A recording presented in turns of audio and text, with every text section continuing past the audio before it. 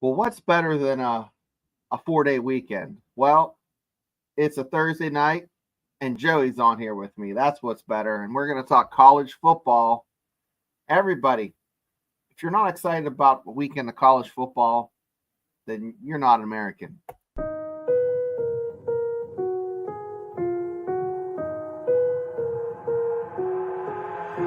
I've got an itch I can't scratch, I'm missing a piece that completes a whole part of me, an open wound scar to see. Everybody come here, gather round, welcome to the freak show, the best in town. What the hell's wrong with me? I don't get along with anybody, honestly. I've been living in my own head constantly, thoughts jumbled around, think I need a new lobotomy. Wait, all these thoughts are too negative, I don't wanna get lost in the sedative. Gotta show them what I got, I'm competitive. You know I'm about to go off, I won't let them win, I'll take a stab. I wanna chase the bag, I wanna weigh, I can change all the things I lack. I gotta face the facts, I got a taste in that. Got me obsessed with the rest, I got an itch to scratch. Going down, I'll give up everything. Daunting, if I could see my dreams, I'll make things right. 'Cause I'll do anything to make what I want a reality. Don't let go, don't let go. I'll make things right. 'Cause I'll do anything to make what I want a reality. I just wanna find a way out, sick of the venom in my brain. Running from the past, wanna escape my pain. I just wanna be a better person, I deserve this. I just wanna break these chains. Always destined for greatness, true to myself, I never fake it. Seen too many once that I so they get famous. And when I say the truth, most really can't take it. In spite of everything I've been through, I'ma make it. Fake friends, but on my downfall is toxic. Day one, started to outlaws for profit. Now all I do is write verses, no talking. All I do is put the work in, no option. This was everything I ever wanted. Created a legacy off of me, just being honest. And the fake ones hate, but it's all to no avail. They wanna see me lose, but you know I never fail.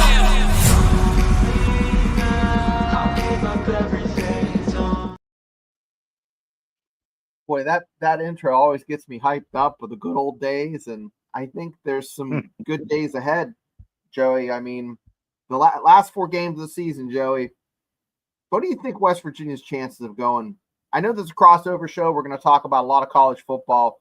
Start off the show talking about the Mountaineers. What do you think, Joey? Well, I don't know. I mean, I think it's going to be tough when you fire your defensive coordinator mid-season. I know you had a bye week to make some adjustments, but you're on your backup quarterback as well. Mind you, Nico's fantastic, but that's got to be the biggest key to the game this week, and that is keeping Nico safe. Nico goes down, we could be in some serious trouble because the two quarterbacks behind Nico have never played a snap. That's right. So, and so so that changes your game plan a little bit. You know, I realize Garrett's making the trip, and he may be able to play, but they're not wanting to play him. Yeah. Let him recover. But at the same time, if Nico goes in there and gets hurt, and Garrett comes in and he's not ready, that's bad. So I don't. I think this is going to be the week that's going to tell us whether or not are we going to be able to get in there and actually drive that ball down the field, score some points, maybe protect Nico a little bit better than we protect him with your life pretty much. You don't want to send him out, even though he can scramble. You don't want to send him out scrambling for big long gains or anything, or trying to pick up 2 or 3 yards, because he could always twist an ankle. He could, just anything could happen. So that's where I worry about that. No, I was watching those videos, watching Gino throw, and then watching Garrett Green throw and Nico. It seems like Nico has that super quick release where Garrett seemed to be a little hesitant at times. Garrett's great with his legs. They're apples and oranges, but either way, they're fruit and they're delicious, and I want to watch them play. So I'm excited. I think Cincinnati is underrated. We crapped on them all year. And speaking about crapping on a team all year, I'm going to pull up the Big 12 standings because we were right about Iowa State. So we'll highlight that. But boy, Arizona was one of those ones where we're not buying it. But look at this. This is the bottom. This isn't the top. This is the bottom of the Big 12 standings. Yeah, I know. We just never figured that to be. Utah, we figured was definitely going to be at the top of this conference. Yeah. We figured Oklahoma State was going to be right there at the top, and Kansas would be at the top. All four of them. Arizona.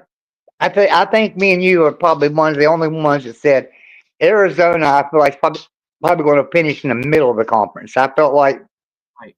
I didn't feel like Arizona had what they needed to be at the top of the conference, even though a lot of people picked them. I figured they were going to be down around the middle. I never expected them to be at the bottom of the conference this late in the season. There you've got the four teams that were picked to be in the top five are in the bottom five. So I went back, and the Magic 8 Ball picked Utah pretty close to being 4-4. So that's creepy. I picked Utah to lose 1 or 2, but Kansas and Oklahoma, Joey, I was ready to fall on the sword, thinking they were going to be the next coming of the '96 Nebraska Cornhuskers. So, wow, it's just amazing. And then Utah or Houston even is in the middle of the pack. We thought they were going to be a cellar dweller. Baylor and TCU are about where we expected, right in the middle. Maybe we'll beat a team here and there that you don't expect, but they have better records, both Baylor and TCU, than the Mountaineers. Right. And then you go to the top of the class, and Cincinnati is right ahead of the Mountaineers at 5-3, tied for conference record. But, sitting with 2 losses, there's a mathematical possibility that West Virginia could make it to the playoffs, but it's very, very small because the tiebreaker goes to who has the best record overall. Well, let's just say this. Let's hope and pray West Virginia don't make it to the playoffs because we won't win game 1 of the playoffs. I mean, we're just not there yet. I'd just soon end up playing Army in the Liberty Bowl as to make playoffs. I don't want to play Army in the Liberty Bowl because those boys are running the option like a surgeon with a scalpel. I mean, it is just precision. Yeah, I know. Those like almost like the old veer where they just everybody's blocking an angle. It's amazing. It's like poetry in motion watching those Navy and Army teams run the option and doing those shovel passes on the counter. And it's I worked at West Point, and I remember they stormed the field, and I think this was 2003-ish, 2004. They stormed the field because they won their first game in 22 loss. It lost 22 straight. They stormed the field after they won. They stuck the goalpost into the Hudson River, threw it in the Hudson River. So that was what, 20 years ago, and here they are, 18 in the nation. So go Army. So there's my little Army rant. And this is the crossover show, so I feel comfortable talking about other programs. But there's a team on there that I want to talk about. That team right there in third place, Colorado. Me and you both thought that'd be a dumpster fire because he took so many new players, so many players on transfer portal. And look at him. I mean, Primetime's doing it in Colorado. And hats off to him. Congratulations. They're doing good. And if we look at their schedule, kids, let's look up their schedule here. They play, they just beat Arizona. They beat them pretty handily. They beat Cincinnati. Okay. So they beat Cincinnati, and that was a little closer game. Cincinnati's not going to be a tough win for Mountaineers this week. So just let you know that if West Virginia beats Cincinnati, they have a chance of winning 3 out of 4. If they lose, I don't think they're going to make a bowl. But let's talk about this Texas Tech game they have coming up. This is going to be a hell of a good game with the Buffaloes playing the Red Raiders there in Lubbock. Yeah, going to Lubbock, that's going to be a really good game. Texas Tech's definitely no slouch team. They're a good team. So you're taking 2 really good teams since in Texas Tech and Colorado, and you have to give. I think I have an edge to Texas Tech because it's in Lubbock. and I just feel like I'm going to give an edge to Texas Tech for that reason. But I'm going to tell you right now, that Travis Hunter for Colorado, man, that kid's amazing. That kid's playing 130 snaps a game, and he's Yeah. just not missing a beat. No, he's Offense not. or defense, it doesn't matter. He can do them both. No, he's him and the kid from Boise State are my two front runners for the Heisman. But Colorado probably has the toughest Final Four games, in my opinion, with playing at Texas Tech, at Kansas. Kansas might not be winning a lot of games, but they're still a pretty good team. And they get Utah at home, and they get Oklahoma State at home. But guys, that's not going to be an easy win. We got Will. Let's bring Will on here to talk about some of these games coming up. Hey guys, I have a family event, but I wanted to pop in and say, hey, really good. How are you guys feeling about defending Brendan Sorsby in Cincinnati and that Cincinnati offense? Like, how do you think? If we can get some pressure on him, he's only like a 55% passer. Yeah. If we don't get pressure, he's like an 85% passer. So if we can get some pressure, that's when I'll let you know. Can we get pressure on the kid? Mm-hmm. No, that's it. I agree with Joey because the edge rushers and that defensive line, that's where it's going to happen for the Mountaineers, and they've been hit or miss. They've had some solid series where they look like they can put pressure on, like Pitt. The first 3.5 quarters against the Panthers, they looked like dynamite. They look fantastic. So that just don't. And here's the problem. Here's the problem with that is they like to throw little short 8 to 10 yard passes, and that means your linebackers are in coverage. So if you blitz a linebacker, now all of a sudden you got somebody open up there.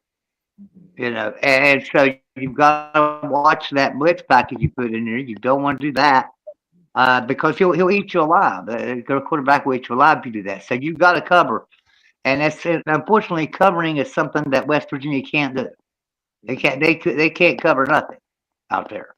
I think I could get open out in our secondary. I think I could get open. I might not catch the ball when they throw it to me, but I believe I'd be wide open. So now I want to ask you, Will, on this big. I know you're not a Big 12 guy, but can you believe that the bottom 4 were picked to be in the top of tier of the Big 12? What parity! It was crazy. What's going on with Gundy, man? Like that press conference was rough. Yeah, he needs to get the mullet back. I think he lost his mojo with getting his hair clipped. Yeah, I mean Utah. I feel bad for Cam Rising, man. I mean, but it's a shame. Now, Kansas was the most surprising to me. Like Lance Leipold, I just thought he'd have them going. We thought so too. We were singing his praises. Now he's still a good coach, but there were people that he was on the list for people in Penn State that they want to take over for Franklin, and he would be good, but it's like some of these programs with 10 wins, the grass isn't always greener. I mean, you're in the Big Ten and you have 10 wins and you're complaining about Franklin. Now, he has not won a lot he's 1-10 against Ohio State, but not a lot of teams are successful against Ohio State. So there you go. You got to score more than 6 points on offense if you have that much. I don't know. Their offense got to be a little better, but no, the red zone offense was horrendous, and I think that was definitely a coaching issue. I didn't see the players on the field being that much of a mismatch. It just was a little bit of execution, and it was more of an execution from a preparation standpoint and execution of the calling the plays, putting these kids in a position to win.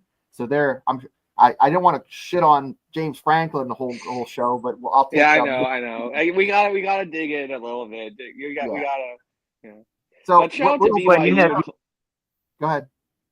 We were talking about Kansas. When you're talking about Kansas and Lance Leipold, you got to remember he lost his offensive coordinator to Penn State. And, hey, the offensive coordinator now at Penn State's not doing near as good of a job as he did at Kansas, and Lance Leipold's not doing near as good of a job by himself. But without that offense coordinator, sometimes two coaches just work well together, and I think that's how it was. Yeah, great point, And now Joey. all of a sudden it's split up, and both coaches are struggling. That's a great point, Joey. Now, what I was going to ask Will before you go, let's talk a little bit of Notre Dame football. Now, what are your expectations for the rest of the season for that program?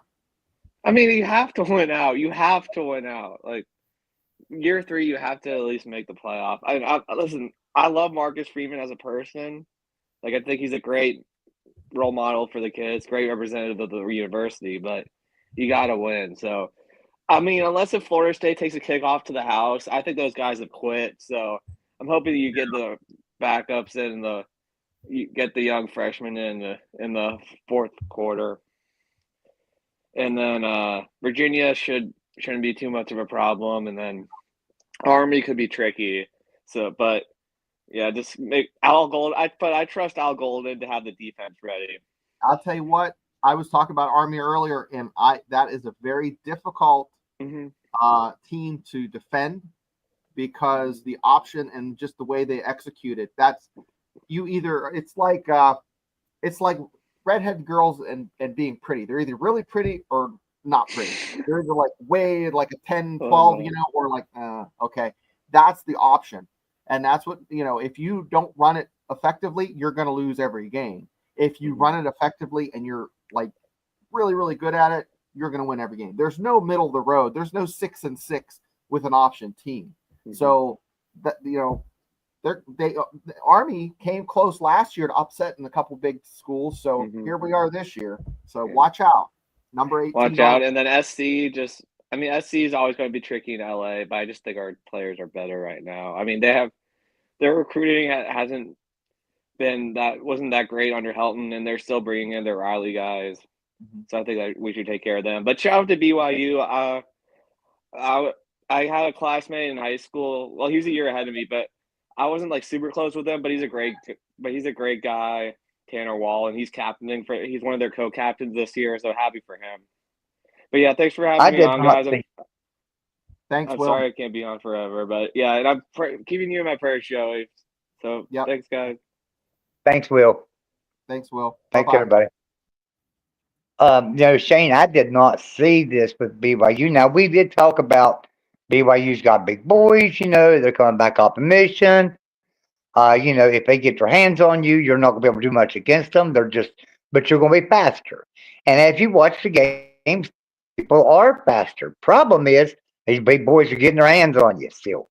And so, I think BYU is just a really, really good, solid team. I don't think they're an elite team, but I think they are just good and solid enough that the games that they need to win and to win the Big 12, they're winning. Now what's going to happen later on, who knows? But BYU is really looking good, and I'm not saying that they can get into the playoffs and actually make a lot of noise. I think they could make some noise though. So, hey Joey, with these 4 games, they could lose to Utah and still make the college football playoffs, in my opinion. I mean, I don't think they're going to lose to Utah. I think they're going to roll them up. But this is a very manageable schedule for the last 4 games. They have 2 home games, 2 away games, and the away game is within the same state. And it's a rivalry game. But boy, that's going to be. They had their hands full against Oklahoma State 2 weeks ago, and even UCF gave them a little bit of fits, but they're consistent. It's not like a team that craps the bed when another team plays them close. And we've seen teams like that where it's either a blowout or nail biter. And now, I don't know, guys. Utah, BYU. I'm gonna pick BYU, but let's see what the chat has to say. There's nobody left on. No. There, in my opinion, there's nobody left on BYU's schedule that can beat them at all. So now when they get to the Big 12 championship game, most likely going to be facing Iowa State. Yeah. That's when you will see a difference, right? Now those are my two favorites going in, and it's like I like both of those teams. There's no I don't have any ill feelings towards either of them. You kind of pull for Iowa State because Iowa State beat West Virginia, that type of thing, and the guys we have in the show are great guys.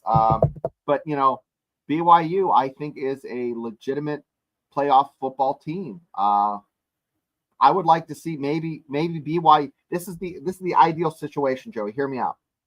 BYU gets to the Big 12 championship undefeated. Okay, they play Iowa State. Iowa State beats BYU. BYU with one loss gets into the college football playoffs. That two teams in there then. So you think Iowa State would get in for sure, right? They would be one of the teams chosen for sure as winner of the Big 12, and you think BYU still gets in. That's a very well possibility. Now, on the flip side of that, if Iowa State and BYU end up playing and BYU wins that game, we only have one team in the playoffs, and that's BYU. That's true. And that's like the most likely thing to happen would be the latter. But the best thing for the Big 12 would be Iowa State as the champ playing BYU and undefeated BYU. If BYU had a loss, it's not that dog's not going to hunt. But no, that's the situation there. We're going to go through a few more of these, but to finish off the rest of the season, BYU has a very manageable schedule. We were just talking about the Cyclones, so let's continue that conversation. Now, guys, they lost against Texas Tech in a nail biter, and when a team loses by 1 point, you got to look at it differently. You just have to look. Oh, okay, that's not that bad of a loss. But they play Kansas. Cincinnati's not going to be a pushover, but they're playing in Ames, Iowa, guys. They're at Utah and Kansas State. I think they have right at Colorado's level of difficulty. Playing at Utah and Kansas State to finish out. I think Iowa State might have the hardest with Colorado just right behind them. What are your thoughts, Joey? Yeah, there's no doubt about it. They've got the hardest, and you kind of felt like Iowa State was going to slip up somewhere along the way. You just felt like that, just like I also felt that way with BYU. Although BYU's got a pretty manageable schedule the rest of the way, Iowa State's still looking at some tough games. That last game on November 30th, Kansas State, and they're getting them in Ames, Iowa. That's going to be a really good game. They're lucky for them that two games that are going to be the toughest, Cincinnati and Kansas State, are both at home. Kansas and Utah. Well, you're right there at the bottom of the conference. That you're playing two teams at the bottom of the conference. Kansas and Utah. So I have a feeling that those will be a lot easier games, even though they're not at home. But you got two games at home, so I'm really looking forward to those two games. And this week, Cincinnati's got a big game this week with West Virginia because they need to win that game so that they can go into this game, with their head up and ready to play against a very good Iowa State team. That they're not going to win. I don't think Cincinnati will win that game. I think the best chance of Iowa State losing another game is right there at the end of the year against Kansas State. That's going to be the toughest test. I think this is going to be an emotional game playing Utah, because Utah, what else they have to play for but to knock off the best team in the Big 12. And they're playing in Salt Lake City, which is a tough place to play. The last game of the season, boy, that's a tough one. And it's going to be in Ames, Iowa, though, so that really helps them out. I think, Joey, as far as home field advantage goes, I think Ames, Iowa is up there in the Big 12. Mountaineer Field's up there, too. Trying to think some other ones that are just – Kansas isn't quite to the point where I think they have huge home field advantage. Utah, I think, has a big home field advantage, and they say that Arizona does, but that didn't prove the point when the Mountaineers went out there. But what are some other places that are tough to play if you're in the Big 12? Stillwater, without a doubt. Really hard to play. Yeah, that's tough. Yeah, Bounce house. the bounce house, right? People talk about the bounce house. Now, West Virginia didn't have any trouble in the bounce house last year, and so far, people have gone into the bounce house and won some games in the Big 12. I think the bounce house was a tough place to play as a group of five team. I think as a power five team, it's a little bit different. There's just a different game altogether. So you look at, hey,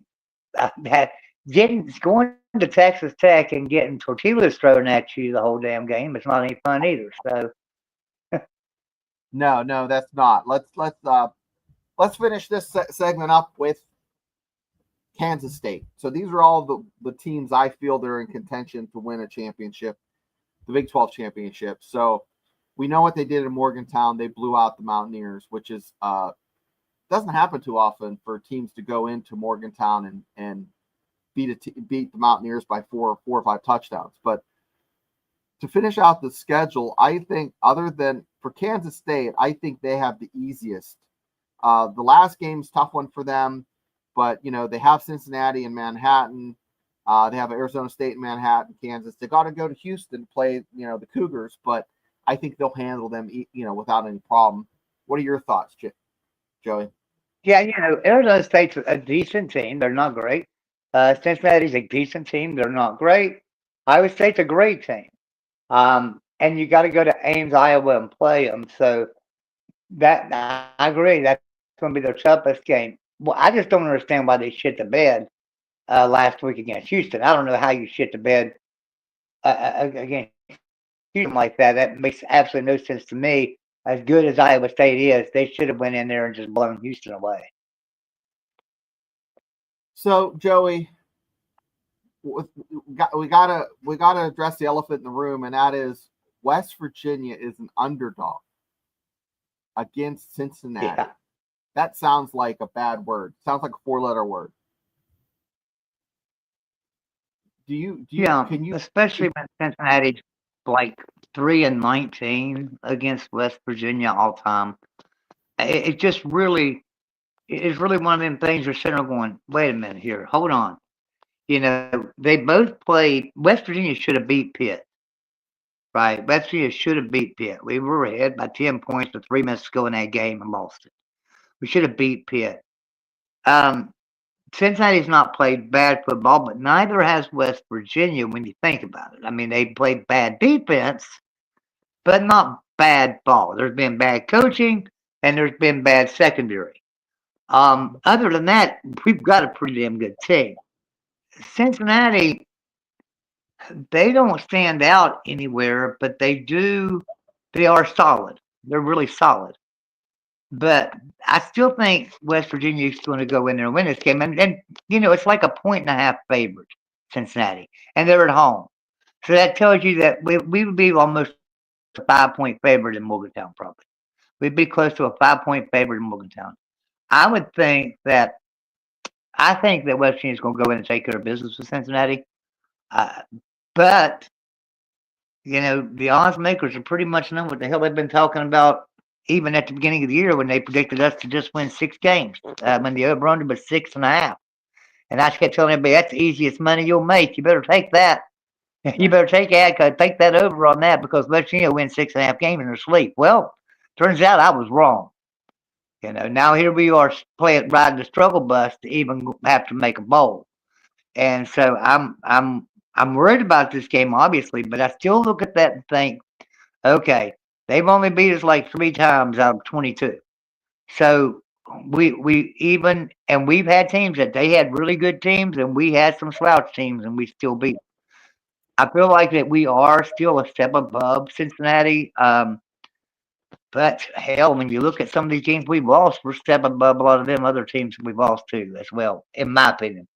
So I don't know how to look at this game. No. I really don't know how to judge it. We're going to find out Saturday. I will tell you this much, though. It's just like I said, the one thing I worry about is their little short passes right over the middle for 9 or 10 yards.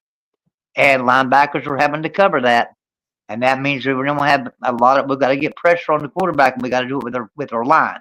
We can't go blitz on linebackers and stuff like that because we didn't get back there to coverage. That's one thing I worry about. And now, when you think about it, we just fired our defensive coordinator, and I don't know. I don't know. Just like you don't know what to expect from our defense. It's obviously too late in the year to like have vast improvement. All of a sudden, it's going to be a lot better. It's just not going to happen. So, you know, can Cincinnati win this game? Absolutely. Can West Virginia win this game? Absolutely. Can either one of them blow the other one away? I don't think so. I think it'll be a good close game. Well, Joey, they're going to be rocking one of my favorite combos. Let me see if I can make this a little bigger. There we go. I'm not going to play it because I don't want it copyrighted, but it's the white uniform with the blue helmet and yellow pants. One of my favorite combos. I think it's sharp. Yeah. I don't, I know the yellow uniform sticks out as one that they lose a lot in. This is the uniform that I don't think they lose a lot of games. So I know that's really a strange way of picking who's going to win or lose. But when there's a 1 point, margin here, I with Nico playing, Joey, I really have a good feeling about this week, and I'm picking the Mountaineers to pull it off. So, I'm one of them players that I think your colors mean a lot when it comes to winning and losing games. And I'm talking about like the color of uniform, and I'm also talking about colors and other things too. Like a whiteout in Penn State's really hard to go and win a whiteout in Penn State, right? It's really hard. And guess what else it's hard to do? It's hard to win at Boise State. They got a blue football field. It's a lot different than playing on a green football field. So I think colors can make a big difference, and a lot of people overlook that. I like the uniform combination for this week. I'm like you. I think it's one of our better uniforms. Hey, Jackson Johnson. We have a lot of folks: Eric, Kelly, Don, Chuck, Tim. Everybody's in the chat just saying hello. I want to say hello. Hey, we're going to close this show out because I have to get ready for colonoscopy tomorrow. So a whole night of drinking that garbage. And so good times for me. So I don't want to put it off too long. So somebody super chat the man $5 for some wet wipes. You won't need them after you take those pills. Yeah. So close out the show. I want to talk about some games that you guys take your highlighter, circle them.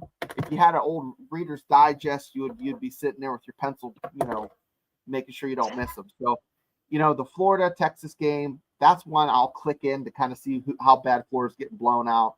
But wouldn't that be something if Florida hung a loss on them? Yeah.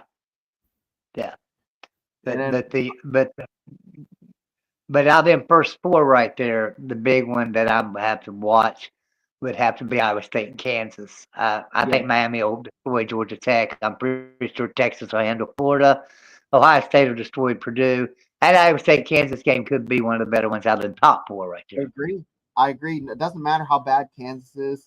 These guys are familiar foes. Iowa State might still be hungover from last week's loss. It's easy to play up if you think you're going to ride that train to the playoffs, but how do you overcome, that disappointment? And Kansas, well, that's their bowl game right there. If they could knock off the top dog, that gives them bragging rights and gives them some momentum going in the next season. And I definitely think Lance Leipold is telling them that. This one's always a great one. And that's the problem when you lose to a team that you shouldn't lose to, like Houston, like they went and lost to Houston and should have never lost to them. That's the problem, is when they lose to a team like that, how many times is that team going to beat them now? So this week, could they lose to Kansas? Houston beat them twice, more or less, because they're down in the dumps. Great one. Yeah. And it's Virginia Tech is known for doing that to the Mountaineers. The Mountaineers lose a close one to Virginia Tech. Oh, the next week, Mountaineers lay an egg. So, Clemson and Virginia Tech play. That's going to definitely be a good game. You got Army and North Texas. I pick Army big in that one. Boy, Army will be 9-0 after Saturday if they can beat North Texas. Here's one that I might watch half of the game or click in and be caught up for 20 minutes watching it, depending how it goes. Ole Miss and Georgia. That's going to be a good game there. And You here's know, another one. I sit down. I'm probably going to have it on my phone while I'm watching another game because Kurt Signetti, a fellow Mountaineer, is coaching those Hoosiers to a spot where they have never been before. They have never been at number 8, and I am rooting for Indiana to beat the dog snot out of the Wolverines. I tell you, Indiana's looking good now. Can they beat Michigan? True, that's going to be a tough one. That's going to be that's going to be really interesting. But it's at Indiana, so I feel like Indiana will take care of business there. Well, if you're a Buff fan, you don't want to hear guns up, and I don't think they're allowed to say that anymore for the Red Raiders. But Texas Tech fans just came off of a big win last week, and they're guns up, waiting for the Buffs to come into town. Deion Sanders is in. There's rumors about him going to the Jets. I don't think he stays at Colorado past this year. We'll see what happens, but that's going to be one I'm definitely going to be watching. Yeah, I think anybody that's a Big 12 fan or watches Big 12 football is going to keep up with that Colorado Texas Tech game really closely. So. Yep. I Also, you tell you saw another one too right here. South Carolina Vanderbilt's going to be a really good game. South Carolina is a better team than you think. They're actually a really good team. So. And Vanderbilt has beat 2 Alabama teams this year. So here's one that I won't watch, but I'll be interested in seeing what the score is and also what Oregon's wearing. They might come out and blaze pink or something, like blaze orange. You don't know what they're going to rock. Maryland and Oregon. So it's a battle of Nike and Under Armour. And then you have I think we're going to win that game pretty easy. Go ahead. I'm sorry. No, I was just going to move on to Mississippi State and Tennessee. This is another one. I don't really care who wins, but it's intriguing. This is always a good matchup. But the one the games below that, I'm interested, and I'll tell you why. LSU and Alabama. I might have been interested in that game. Yeah, they're about the same ranking, playing for bragging rights, maybe for a spot in the SEC championship game. But Florida State, Notre Dame. Florida State is abysmal. Go back to for just a second, though. That Alabama LSU game, I want to tell you, I really believe Alabama's going to blow LSU out of the water. I don't think it'll be a close game at all. I think Alabama will win that game big. I think LSU is just not that good of a team. They should have been beaten by South Carolina. South Carolina had 16 points taken off the board against LSU due to bad referees. I mean, it was some of the worst play calling I've ever seen in my life. And they took 16 points off the board for South Carolina. That's the only reason LSU beat South Carolina. So Alabama, I think, will destroy LSU. Yeah, I agree. And once again, Florida State they're talented enough to beat Notre Dame. And wouldn't that be a very Notre Dame thing to do, to lose against Florida State? I mean, that would be a Notre Dame thing. But Boise State, it doesn't matter who they play. They have a playmaker that looks. This kid, I always get his name wrong, so I'm not even going to try. But he's 5'8", and he is dynamite. And it's just so fun to watch. This is the Boise State team that we kind of been indifferent to the past couple of years, but this is such a charismatic playmaker that we're talking about him here on this crossover show. But Washington and Penn State, Joey, what are your thoughts on Washington Penn State? Wouldn't that be something if Penn State has a hangover? Yeah, it would be. I don't see it. I don't think, Washington's riding the struggle bus this year. Penn State playing in Happy Valley. I feel like they should take care of business. But, like you say, they could have a hangover. Their main goal in life is to beat Ohio State. And guess what? So, that's over, and they're looking at it as their season's over, I'm sure. And so They The they fans could care don't less play. now. I mean, they want to win, obviously, but this is going to be a good game. How's the locker room respond if your coach is arguing with a fan, with a 20-year-old fan? That's not a good Yeah. look for.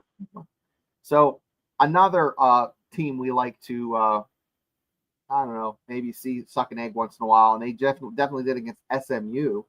Everybody's poo-pooing Southern Methodist University for coming into the ACC, and hey, they're making big waves, and they beat Pitt last week. Virginia looks to continue that at Acrisure Stadium. Are the Cavaliers going to be able to maybe hang another L on Pittsburgh? I don't think so, but you never know. Yeah. Virginia now we learned is going to be a future foe of West Virginia here in 2026. So I'm looking. I guess I'll start watching a little bit of Virginia football because I haven't watched Virginia play a football game in 20 years. I'll I be haven't. honest. I just haven't done it. So I guess I'll start keeping up with them a little bit. Probably next year, see how they're doing. But this game here, yeah, I think Pittsburgh won't have any trouble with Virginia. Well, And then look at there, the Holy War. I'm going to jump down to Utah State, Washington, and we'll finish with the Holy War. Utah State, Washington State. Washington State, hey, they're in the top 20. Good for them. They were overlooked and underappreciated. Them and Oregon State deserve better, and to see them at ranked at 20, I think they're going to handle Utah State. So, go Cougars. Joey? I just feel like a team like Washington State. I know they're a top 20 team, but they're not. They don't get a lot of television, right? Because they're not in the Pac-12 no more. They are, but they're not getting. They don't have any television really. So you've got to look at that and say to yourself, if you're a Washington State fan, I'm pissed off right now because guess what? The Holy War is kicking off at 10:15, and your game don't kick off at 10:30. What game's everybody going to be tuned into? They're going to be tuned into BYU Utah. Nobody's going to care to watch that Utah State Washington State game unless they're a Utah State or Washington State fan. So people in West Virginia, we're going to be watching BYU Utah. Anybody in North Carolina, Georgia, Alabama, all those guys are going to be watching the Holy War.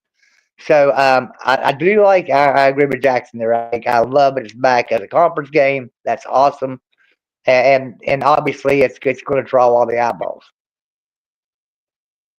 Yeah, this is definitely going to be a hell of a game. And to think that Utah is, I mean, both these teams were established by Brigham Young, but, BYU is his namesake. So this is an interesting rivalry. It's unlike any other rivalry in college football. I haven't experienced it. This is all just from being a fan, watching it from afar. It's going to be heated. Records go out the window for this game. The win probability has 60% BYU, Utah 40%. Guys, this is going to be one Sunday morning. Expect to sleep late because you're going to stay up and want to watch this. But why does it have Utah ranked 16th on whatever you're looking at here? I don't know. And there's no way that BYU is only a 59% chance of winning that game, in my opinion. Yeah, They should be like it. That should be probably 75-25. No, I agree. Utah is not as good as they've. To think that they have struggled with the talent they have and offense is it's a head scratcher. But Joey, I really appreciate you coming on here. Appreciate you inviting me. Appreciates it. And I do want to say to you, I was trying to get you a $5 super chat so you could go and buy you some Johnson & Johnson wet wipes, but Jackson Johnson just sent you $2, so you'll have to buy Great Value, man. So sorry. General. I want to thank everybody for coming in and talking with us about some college football. This Tuesday, I'm going to have our show here on the Voice of College Football, followed by the Mountaineer Mafia. I won't have a Mountaineer Mafia show tonight because I will be drinking the clear liquid and making myself sick. But I I want to take this time to say, let's go Mountaineers. And you know what? I think West Virginia's going to bring home a W, and Nico is the man. So, Joey, say bye.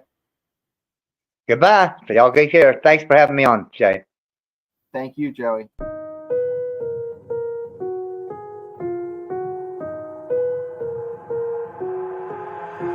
I've got an itch I can't scratch, I'm missing a piece that completes a whole part of me, an open wound scar to see.